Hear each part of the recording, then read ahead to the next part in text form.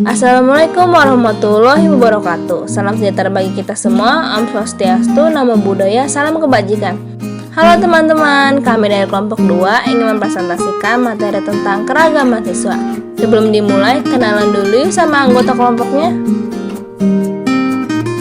Halo, nama saya Yolanda Dwi Istiorini. Hai, saya Alsya. Hai, saya Eli Sitohang. Hai, nama saya Daniar Kurnia Putra. Perkenalkan, nama saya Dedi Ramadan Merpaung. Perkenalkan, nama saya Muhammad Arif Satrio. Keragaman adalah suatu kondisi dalam masyarakat di mana terdapat perbedaan dalam berbagai bidang, terutama suku bangsa, ras, agama, ideologi, dan budaya. Keragaman dalam masyarakat merupakan sebuah keadaan yang menunjukkan perbedaan yang cukup banyak macam atau jenisnya dalam masyarakat. Keragaman di sini memiliki makna sebagai suatu kondisi dalam masyarakat di mana terdapat perbedaan-perbedaan dalam berbagai bidang, terutama suku bangsa, ras, agama, keyakinan, ideologi, adat kesopanan, dan situasi ekonomi. Macam-macam penyebab keragaman dalam masyarakat.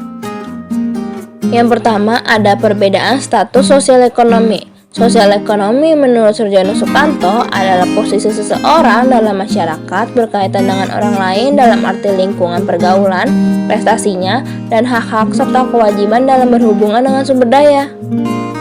Status sosioekonomi yang didasarkan atas penghasilan, pekerjaan, pendidikan, dan gengsi sosial dapat sangat mempengaruhi sikap pembelajar terhadap sekolah seperti pengetahuan latar belakang, kesiapan sekolah, dan pencapaian akademis. Keluarga kelas pekerja yang berpenghasilan rendah mengalami tekanan yang mempunyai andil dalam praktik pengasuhan anak, pola komunikasi, dan harapan yang rendah yang mungkin akan kurang menguntungkan anak-anak ketika mereka memasuki usia sekolah.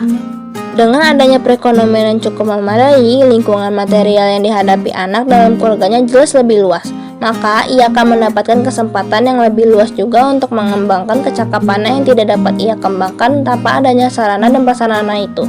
Kelas sosial menunjukkan lebih dari sekedar tingkat penghasilan dan pendidikan. Bersama kelas sosial terdapat seperangkat perilaku, harapan, dan sikap yang ditemukan di mana-mana yang saling bersinggungan dan dipengaruhi oleh faktor-faktor budaya lainnya. Asal kelas sosial siswa mempunyai efek yang sangat besar terhadap sikap dan perilaku siswa di sekolah.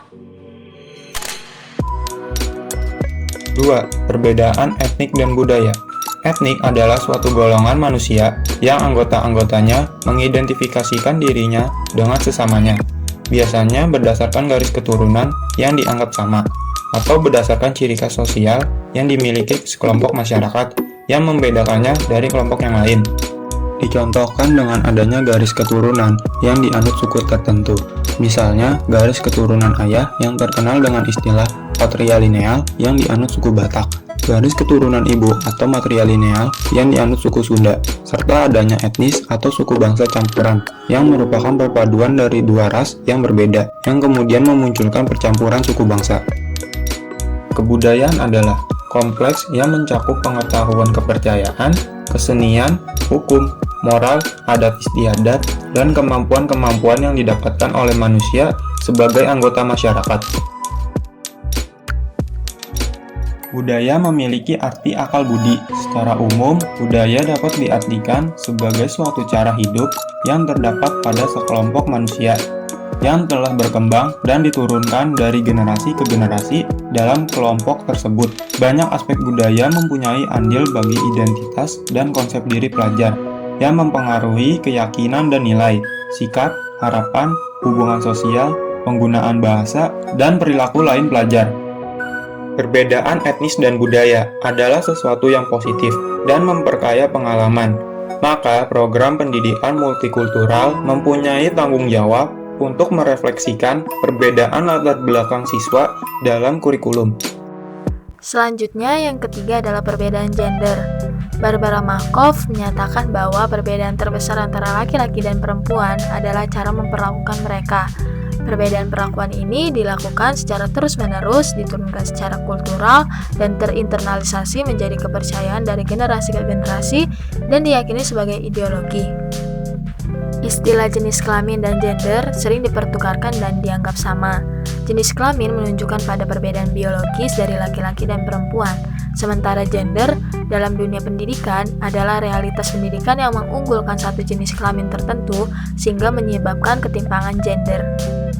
Perbedaan gender termasuk dalam hal peran, tingkah laku, kecenderungan, sifat, dan atribut lain yang menjelaskan arti menjadi seorang laki-laki atau perempuan dalam kebudayaan yang ada. Perbedaan-perbedaan tersebut muncul dari apa yang diajarkan.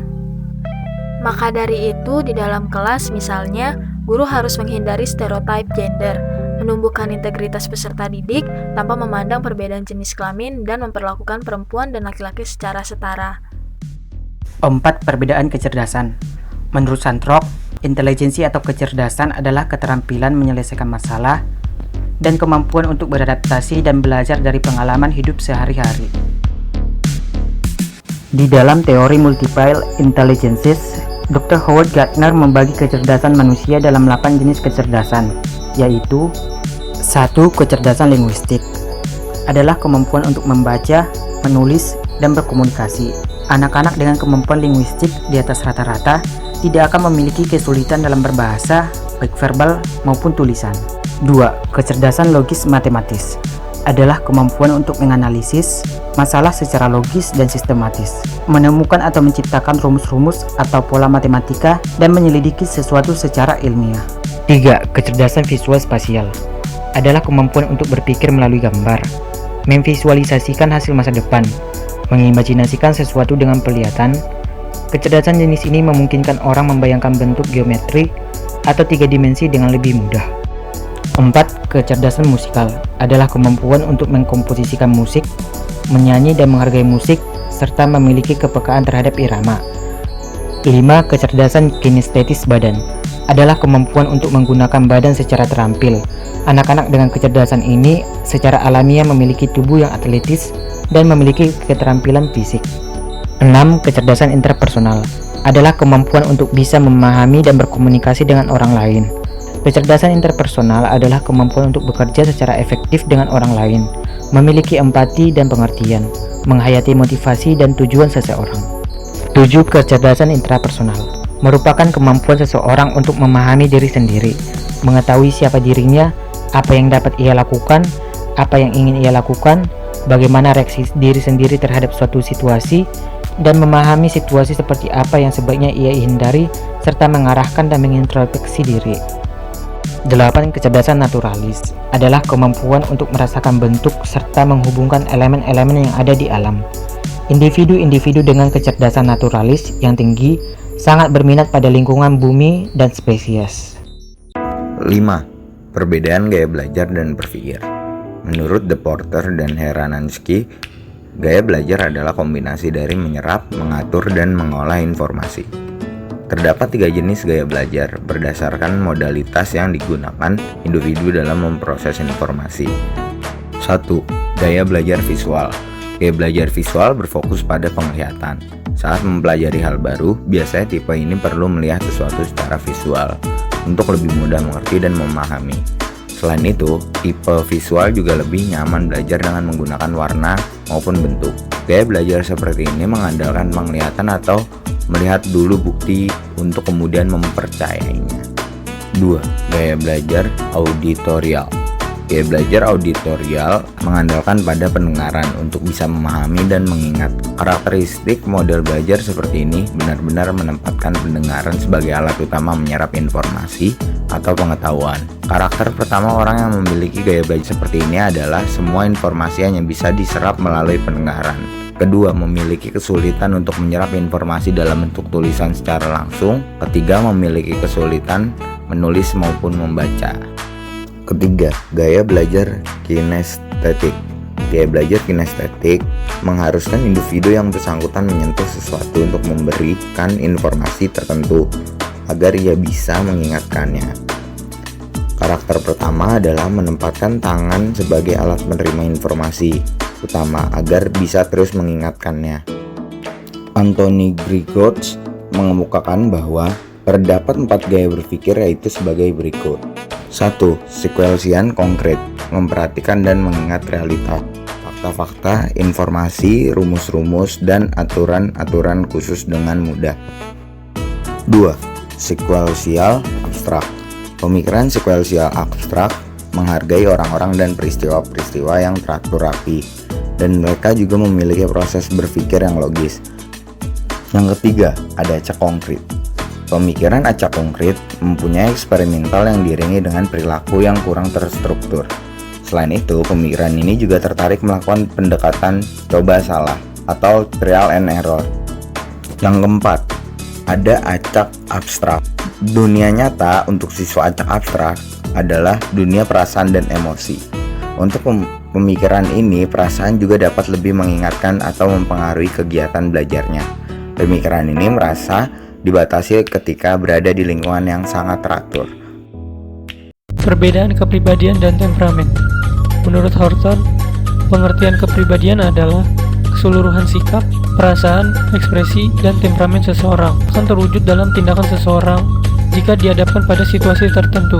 Setiap orang mempunyai kecenderungan berperilaku yang baku atau berpola dan konsisten, sehingga menjadi ciri khas pribadinya. Faktor-faktor yang mempengaruhi kepribadian. Menurut Purwanto, yang pertama faktor biologis. Faktor biologis merupakan faktor yang berhubungan dengan keadaan jasmani, atau seringkali pula disebut faktor fisiologis, seperti keadaan genetik, pencernaan, pernafasan, peredaran darah, kelenjar-kelenjar, tinggi badan, serta berat badan dan sebagainya. Yang kedua, faktor sosial. Faktor sosial yang dimaksud di sini adalah masyarakat, yakni manusia-manusia lain di sekitar individu yang bersangkutan. Termasuk juga ke dalam faktor sosial adalah tradisi-tradisi, adat istiadat, peraturan-peraturan, bahasa, dan sebagainya yang berlaku di masyarakat itu. Yang ketiga, faktor kebudayaan. Perkembangan dan pembentukan kepribadian pada diri masing-masing orang tidak dapat dipisahkan dari kebudayaan masyarakat di mana seseorang itu dibesarkan. Menurut Alport, temperamen adalah gejala karakteristik daripada sifat emosi individu, termasuk juga mudah tidaknya terkena rangsangan emosi, kekuatan serta kecepatannya bereaksi, kualitas kekuatan suasana hatinya, segala cara daripada fluktuasi dan intensitas suasana hati. Gejala ini bergantung pada faktor konstitusional, terutama berasal dari keturunan. Jenis temperamen. Yang pertama, sanguinis.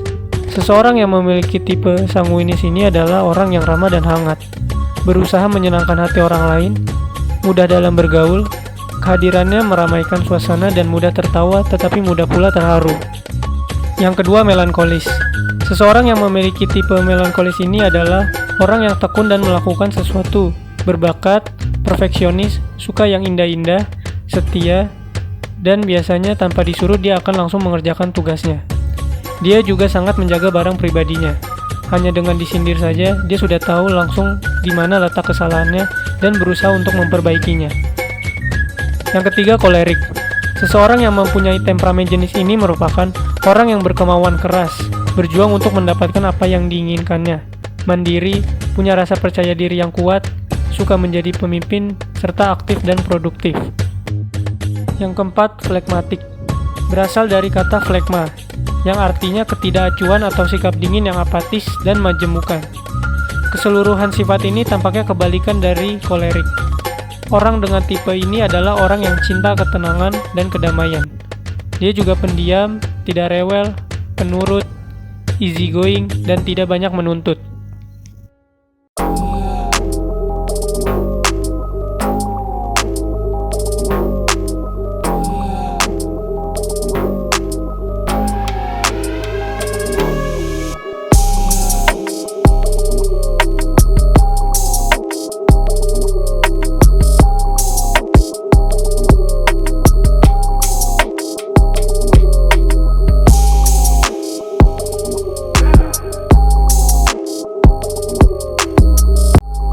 Sekian dari penjelasan kelompok kami, kurang lebihnya mohon dimaafkan. Terima kasih atas perhatiannya.